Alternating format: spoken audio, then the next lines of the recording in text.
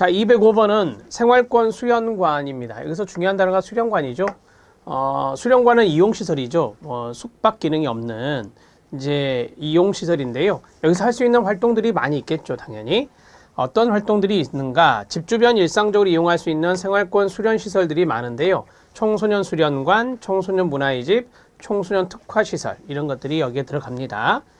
자, 그러면 생활권 수련관에서 할 수 있는 활동들이 뭐가 있을까요? 같이 읽어볼까요?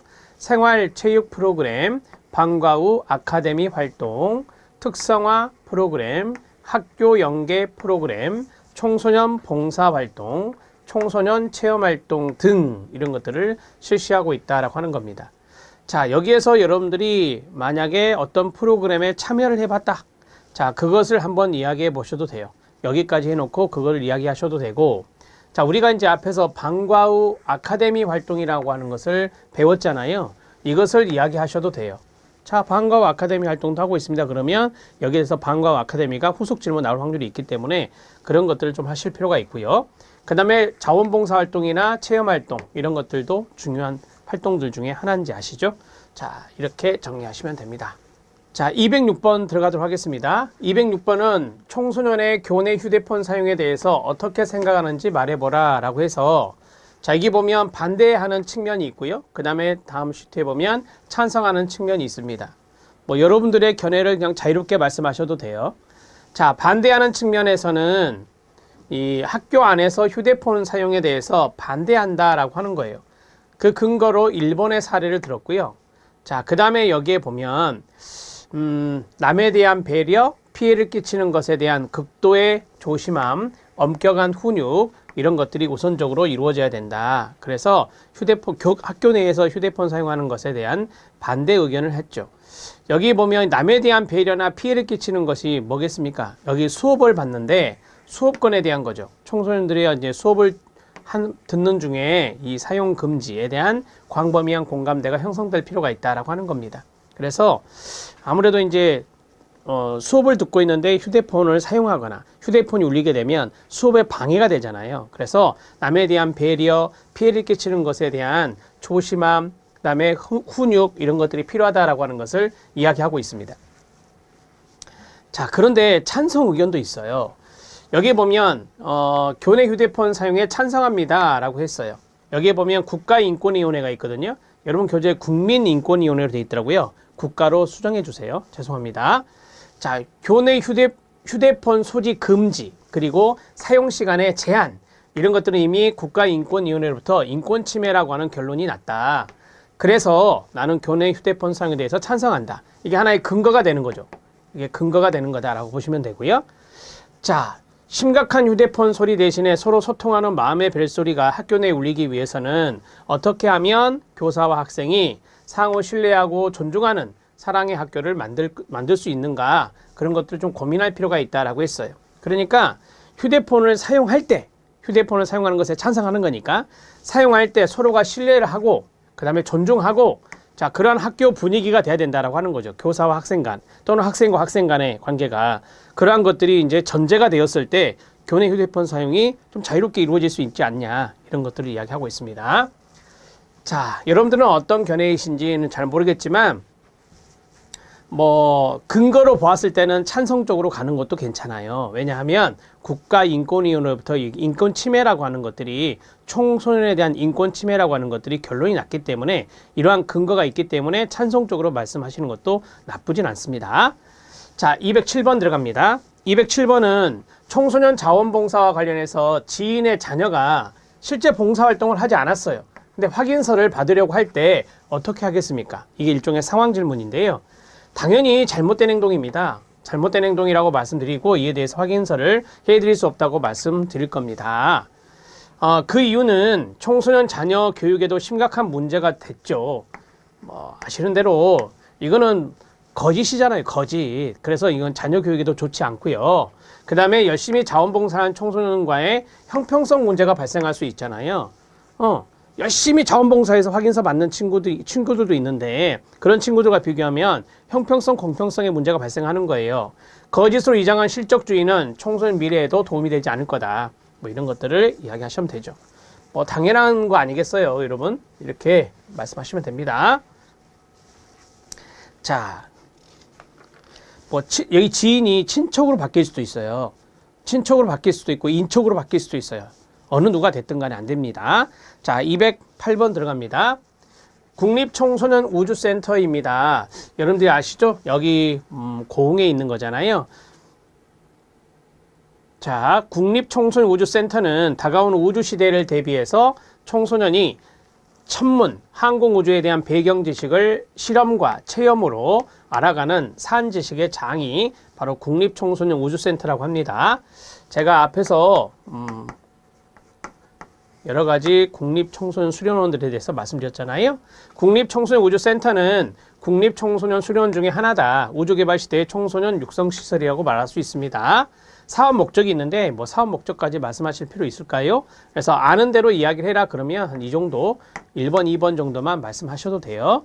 자, 사업 목적을 보면 청소년 우주에 대한 관심, 흥미, 호기심 유발을 위한 현실적이고 경쟁력이 있는 우주체험센터의 건립, 인근 우주센터와 중복되지 않는 청소년 우주센터의 건립, 그 다음 체험 중심의 우주과학에 대한 기초적 인프라 구축, 이런 것들이 이제 여기 국립청소년우주센터의 하나의 사업 목적이다. 이렇게 보시면 됩니다.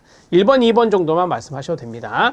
전라남도에서 공부하고 있는 분들은 이 고흥이 전라남도 있잖아요. 그래서 여기에 한 번 정도는 다녀오셨을 것 같은데요. 그것도 한번 이야기해 주시면 좋죠. 그 경험을 한번 이야기해 주시는 게 좋습니다. 1번, 2번 국립청소년 수련원 중에 하나다. 그 다음에 아까 말씀드렸던 우주센터이기 때문에 다가오는 우주시대를 대비해서 뭐 우주선 타고 지금 여행 갔다 오신 분도 있어요. 그렇기 때문에 이 우주시대라고 보면 돼요. 다가오는 우주시대에 대비해서 천문의 배경지식, 항공우주에 대한 배경지식을 그렇죠. 거기 가면 이제 체험을 하고 실험을 하는 그런 것들이 있어요. 그래서 이것을 통해서 알아가는 사안지식의 장, 그게 바로 국립청소년우주센터다. 이렇게 보시면 됩니다. 209번 아웃리치입니다. 뭐 아웃리치는 앞에서 한번 설명했던 것 같아요. 아웃리치는 직접 찾아나간다는 게 중요한 거죠. 자, 아웃리치는 청소년에 필요한 서비스를 제공하기 위해서 가장 최초로 접근하는 단계인데요. 사례 발굴을 위해서 지역사회로 찾아 나서는 활동, 이게 가장 중요한 거예요. 이게 제일 중요한 거죠. 사례 발굴을 위해서 지역사회로 찾아 나서는 활동이다. 아웃리치의 시작은 청소년 지도사가 서비스를 이용하지 않거나 서비스에 대한 정보가 없는 청소년, 서비스로 배제된 청소년 찾는 것부터 시작된다라고 했어요. 그러니까 서비스를 이용하지 않고 있는 청소년을 찾아 나서는 거고, 그 다음에 서비스에 대한 정보가 없는 청소년에게 먼저 알려주는 거고, 그 다음에 서비스로부터 배제된 청소년이 있잖아요. 발굴하는 거예요. 그걸 찾아가서 발굴하는 거죠. 그게 바로 아웃리치다. 이렇게 보시면 됩니다. 기다리는 서비스가 아니고요. 찾아가는 서비스라고 보시면 됩니다. 209번 해결했고요. 210번 들어갑니다. 자유학기제 앞에서 한번 한 적이 있는데요. 자유학기제와 청소년활동 간의 연계 방안은 이라고 했습니다. 자, 자유학기제 개념이 뭐였죠? 중학교에 한 학기 동안에 중간고사, 기말고사 시험 부담을 줄여줍니다. 그리고 진로체험 등의 교육을 집중 실시한다라고 했어요. 이 자유학기제가 성공적으로 정착하기 위해서는 지역사회 기반 인프라를 적극적으로 활용을 해야 된다라고 하는 거예요. 그래서 청소년 활동과 연계할 필요가 있다라고 하는 거죠. 그중 청소년의 흥미와 수요에 기반한 프로그램과 인프라를 보유하고 있는 청소년 관련 기관과의 인프라 연계가 선행돼야 된다라고 하는 것입니다. 뭐 쉽게 말씀드리면 청소년 관련 기관들이 뭐가 있어요? 지금 활동과 연관된 거니까 수련시설들이잖아요. 자, 많은 수련시설들이 있을 거다. 지역사회에 많은 수련시설이 있는데 뭐 예를 들어서 특화시설이라든지 문화의집이라든지 그러한 시설들이 있잖아요. 그러면 그러한 시설들의 많은 청소년의 수요에 맞는 프로그램들이 있을 건데 그 프로그램과 인프라를 연계한다라고 하는 거예요. 여기서 인프라는 물적 자원도 되고 인적 자원도 되는 건데요. 그런 것들을 연계할 필요가 있다라고 하는 겁니다. 자유학기제는 청소년 활동을 활성화하는 것이니까요. 그리고 자유학기제 학교와 이 청소년활동 기관이 서로 역할을 이해하고 도움을 주고받을 수 있도록 자유학기제와 청소년활동 기관에 대한 홍보, 연수 이런 것들이 좀 필요하다라고 하는 겁니다. 많은 이야기를 했는데 결정적으로 중요한 건 뭐냐면 자유학기제 때는 이제 청소년 활동을 여기 나온 여러 가지 체험들이 있잖아요. 진로 체험, 여러 가지 체험들을 하는 것이에요. 한 학기 동안에. 그러면 이러한 체험들을 하는 건 어디로 가겠어요? 청소년 관련 기관으로 가겠죠. 그래서 이제 많은 수련 시설들이 있는데 그 수련 시설들의 인프라가 구축돼 있을 거 아닙니까? 그것을 활용하자라고 하는 거예요. 그래서 자유학기제를 하는 학교와 그다음에 이제 지역사회에 있는 청소년 활동 기관들이 있는데 서로 연계가 잘 돼야 된다라고 하는 거예요. 예, 그런 것들을 생각하시면서 말씀하시면 됩니다. 자유학기제의 취지가 그거니까 그 취지대로 해야 될 거 아닙니까? 자, 210번 했고요. 211번 들어갑니다. 자유학기제가 청소년 활동에 미치는 영향입니다. 뭐 긍정적인 영향을 미친다고 생각을 하시겠죠. 자, 자유학기제 자율과정 수요조사 결과를 보면 이 학생들은 체험 중심의 수업 방식을 가장 선호했다.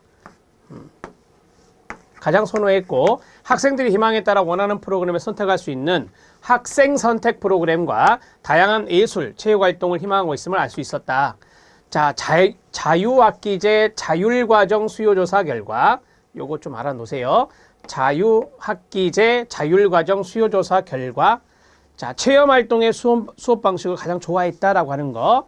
그 다음에 학생 선택 프로그램이라고 하는 거. 말 그대로 해요. 청소년이 선택하는 프로그램입니다.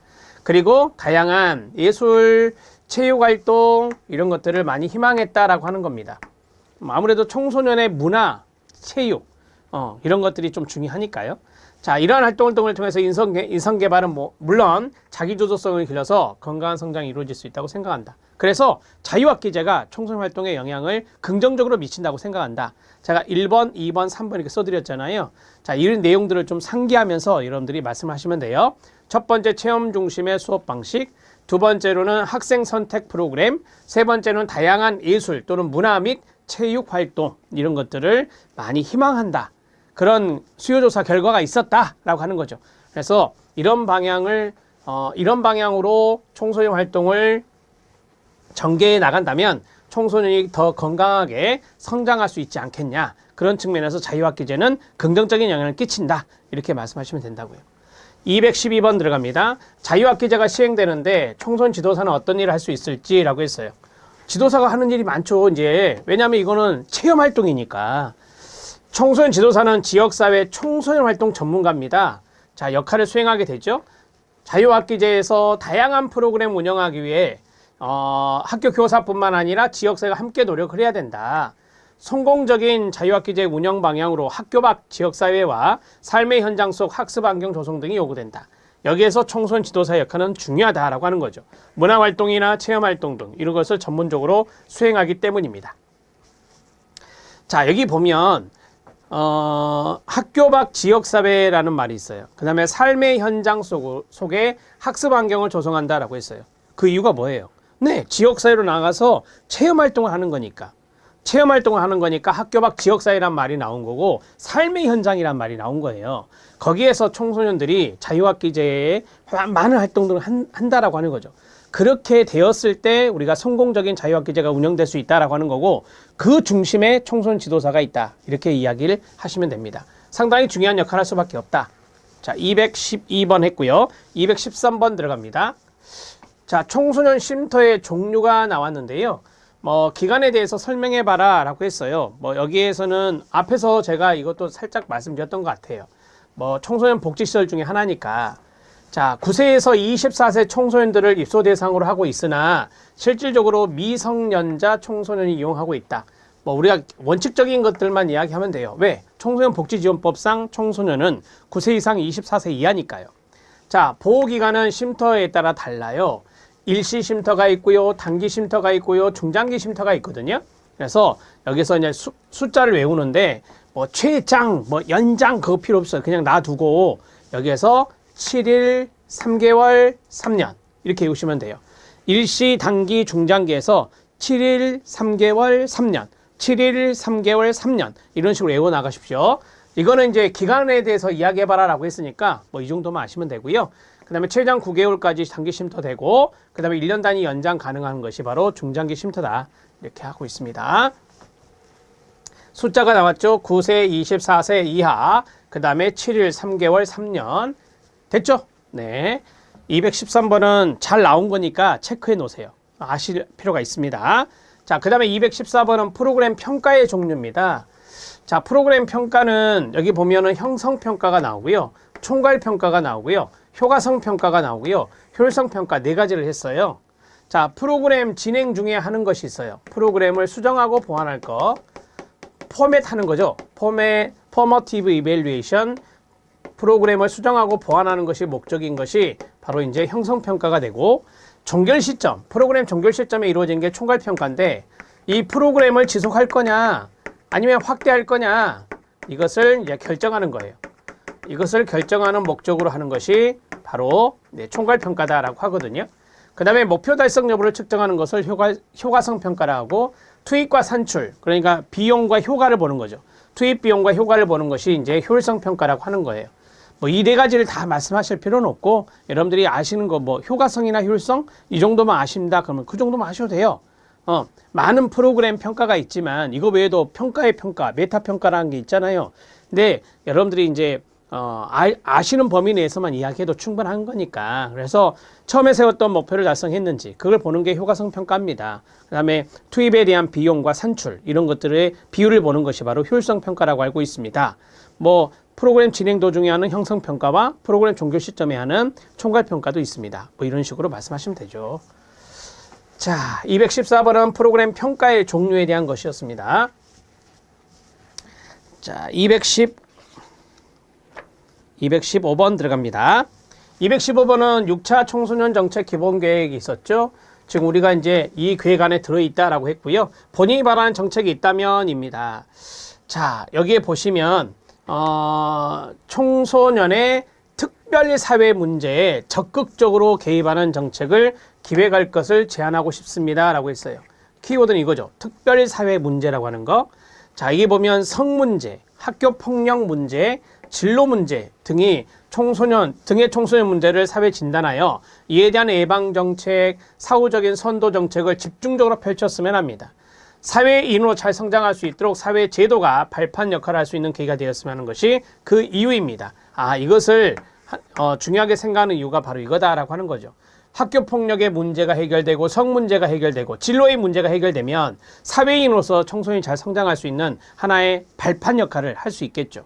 그래서 청소년 특별 사회 문제에 적극적으로 개입하는 정책이 좀 필요하다. 그래서 적극적으로 개입한다는 것은 두 가지겠죠. 하나는 예방 정책이고 하나는 사후적인 선도 정책이고, 그러한 것들이 여기에 들어갈 수 있겠네요. 자, 215번은 여러분들이 이거 외에 또 다른 것이 있으시면 뭐 그런 것을 말씀하셔도 되는데, 뭐 청소년들에 대한 특별한 사회 문제들이 좀 많이 일어나고 있잖아요. 학교 폭력의 문제, 성에 대한 문제 이런 것들이 있는데, 그리고 가장 관심을 많이 갖는 게 진로거든요. 그래서 진로에 대한 부분은 관심을 많이 갖고 있기 때문에 자, 그런 부분들을 말씀하셔도 됩니다. 216번은요. 지역사회 적극성을 이끌어내기 위한 프로그램을 시행한다면 어떤 프로그램을 하고 싶냐라고 했어요. 자, 지역사회 적극성을 이끌어낸다라고 했는데요. 여기에서는 이제 많은 지역 주민이 참여하게 만드는 거죠. 많은 지역 주민이 참여하게 만드는 거예요. 그래서 자원봉사활동 프로그램도 괜찮아요. 지역사회 적극성을 이끌어내기 위한 프로그램과 자원봉사활동 프로그램을 진행하고 싶습니다. 자원봉사활동은 많은 지역사회 주민뿐만 아니라 전문적인 자원들도 함께 할 수 있는 프로그램이잖아요. 그래서 우리가 이제 자원봉사의 원칙, 거기에 보면 전문성의 원칙이란 게 있거든요. 그래서 많은 자원봉사자들이 요새는 여러분들 알다시피 재능기부 이런 걸 하잖아요. 그래서 전문가들이 많이 동참하고 있거든요. 자원봉사활동의 중요성이 모든 계층에게 인식되어 있다고 생각을 합니다. 그래서 프로그램 홍보나 마케팅 이런 것들을 통해서 청소년들과 함께 봉사활동이 이루어질 수 있도록 기획하고 싶습니다. 자, 이제 어떤 프로그램 해보고 싶냐? 그랬으니까 기획이죠. 프로그램 기획에 자원봉사활동이라고 하는 것을 해보고 싶은데, 그 이유는 지역사회 적극성을 이끌어낼 수 있기 때문에 그렇다라고 하는 것이죠. 여러분들이 자원봉사 참여해 보셨을 거예요. 이 수업을 듣고 있는 여러분이. 그러면 이 자원봉사 활동을 했을 때 한번 상기해 보세요. 그때 어떤 느낌이었는지. 물론 아쉬운 점도 있죠. 아쉬운 점도 있지만 자원봉사 활동을 할 때 많은 지역사회 주민들이 함께 했던 그런 경험들을 여기 뒤에다가 부연으로 넣어주면 좋죠. 부연으로 넣어주면 좋아요. 뭐 헌혈도 자원봉사 점수에 들어가거든요. 헌혈도 괜찮고, 연탄벨라도 괜찮고, 급식도 괜찮고, 자, 여러 가지가 있는데 그러한 것들이 지역사회 주민들이 많이 참여했던 그런 것들을 생각하면서 이야기해 주시면 더 좋을 것 같습니다.